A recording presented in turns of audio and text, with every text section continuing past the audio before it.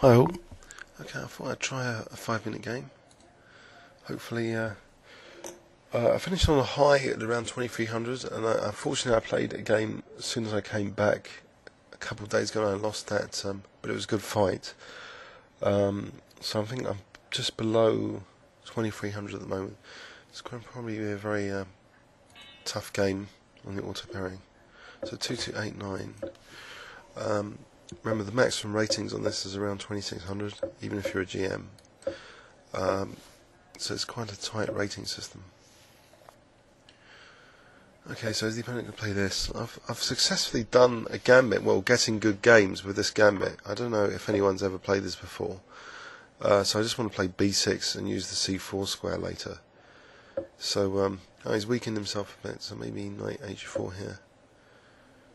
If knight e2, knight f3, mate. Can I take that? Is it worth taking it? Queen comes out. Was it worth playing knight g6? I think it could be dangerous that knight, so I'm going to take it. Now maybe b6. Just to try and get this pressure going on the c file. Okay, so I've got some potential pressure on the c file and the b file. Very interesting position. Sort of gambit. So if I had conceded like c takes b, it's giving white what he wants already when they play b4 or cd. But here, the pieces are very active. So how can I exploit the activity? I think casting would be a good idea. Okay. I don't think rook b8. Play rook b1. I can't sack the queen, can I? And it looks kind of tempting. I might try that actually. Because king d2, knight a5. Rook and knight for queen. Knight a5.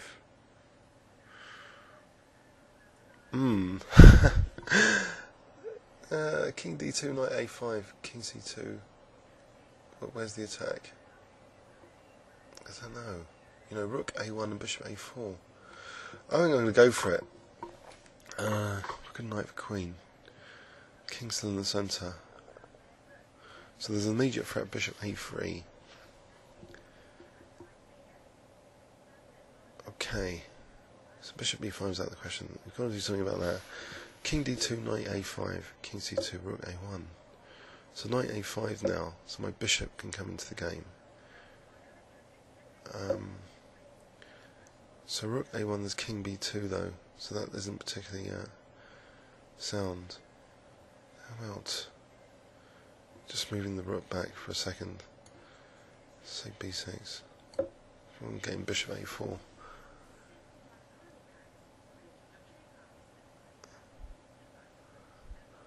Pieces are coordinating well. So materially I'm down, but I think it's kind of dynamic. If I can get bishop a4. Okay, so there's knight b3 as well. King b1, bishop a3. Now here knight b3. King b1, knight d2. King c2, knight d4. Isn't that end of game after knight b3? Because of knight takes d4. Or knight d2 check. Okay, I've been a bit lucky here, I think. This is pretty strong. Opponent's resigned, so 18 moves. Okay, that was a good start for the 5-minute season back. So, this gambit I've tried before. It's a very experimental idea. If I had, taken on b4, d4, just, white's got a nice bind on the position and can carry on quite kind of freely, but the way of playing it like this is interesting. Getting rid of the knight, I think it's interesting because the knight's kind of dangerous usually, when it goes to g5. So taking away that knight is probably a bit less dangerous. So here it's like a gambit. So the opponent's a pawn up, but I've got the b file. I've got knight a5. The b3 square's weak. So I wanted to contest the b file. Interestingly, with rook b8. I don't know if this is at all sound. It just looked interesting. So knight a5, he just went disastrously wrong here after rook b6. But the pieces are all focused on the king here, and I've got access to that b3 square. So after that disastrous move, bishop b2, well, it seems to be, very dangerous already. If king b1, bishop takes a3.